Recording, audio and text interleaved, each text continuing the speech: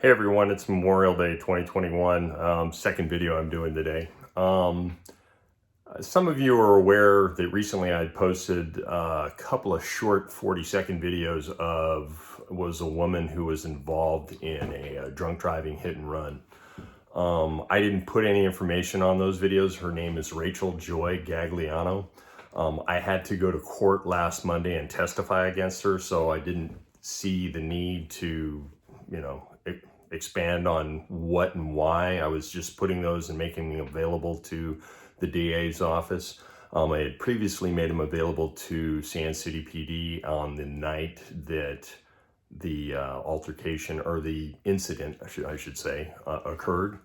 And how this all came to be was I was asked by a family member if I could serve a restraining order against Ms. Gagliano because the sheriffs were unable to find her, or she was refusing to answer her door, basically, is what I got from the sheriff's office. So they did due diligence on it. I have passed as a process server, and I've got a 99% hit rate. The only guy I think I never served was somebody that was stationed in Afghanistan, and I was going, well, I'm not flying into a war zone to give some guy a subpoena. Anyways, I'd gone and I kept extensive notes because she was someone that would, deny that she was served. So I kept pretty good notes on this deal. On one occasion I showed up and there was a crack in her window, and I could see her laying on a couch, and I was tapping with my key trying to get her to come to the door, and she wouldn't answer the door. She wouldn't move. She was frozen. I called her cell phone and I was watching. I was probably 8 feet away from where she was sitting, and I could see the respirations increasing.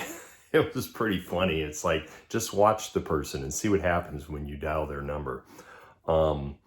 So then, 2 days later, I came back and I came into town to go to dinner with my wife, and I approached and I heard somebody talking inside the apartment. So I was like, oh, great, someone's there.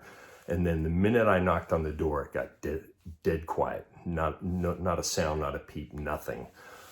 So I said, okay, fine. I'd said through the door, I said, it's just a matter of time. I'm going to find you in public. You're going to be with your friends and, possibly embarrassed by this, or you could just accept the documents and then go from there. The person that I was doing the serve for, he's no longer with us. He passed away.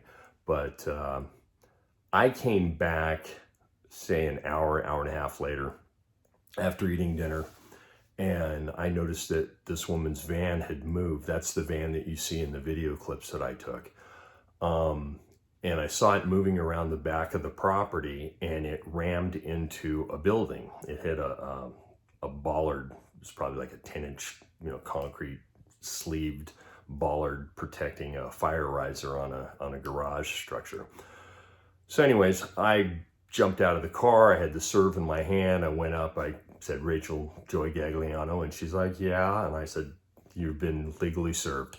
And I got pictures and so forth to make sure and verify, and then wrote everything out in my notes and submitted that with the restraining order documentation that the person went and filed in the court himself. And it was funny because the judge said that I didn't need to, put those extensive notes in there. Well, yeah, I did actually, because it paid off when we went to court, because the defense attorney tried to twist what I had said, and I had my phone. I said, well, that's not what I said. I've got a copy of it right here. Would you like me to read my notes back to you? But I had to go through all the rigmarole of dealing with the DA's office and the COVID mask crap. And, I just was like, can we do this on a Zoom call? And the judge wanted me to be in the courtroom. They had people all spaced out and everything, and plastic shielding and, all that hoo-ha. But so I played, I played the game and went in, answered the questions, explained why I was there, what I was doing, how this all came to be. After she hit the bollard, she ended up driving away and driving off the property and around the building and tried to hide under a truck. And I guess the police found her in the bushes, and, it's just goofy. But I think Sand City PD did a good job. They got her, and it was it's one of those things that if you're going to talk about crime, and I think what my message here is, you have to be willing to step up. You need to be willing to take notes on what you see, record it, document it, and show up on the day you need to show up in court. I missed probably 4 hours of work that day, but there's a sense of satisfaction that someone that's a multiple time drunk driver might not be on the road. I mean, who's to say? People typically ignore whatever their probation terms are, and she could be driving tomorrow. I don't know.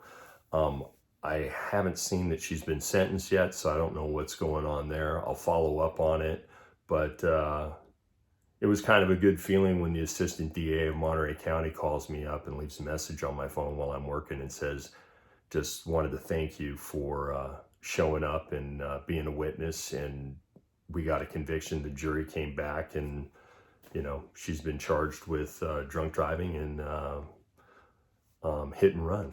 So just something to think about. Peace out.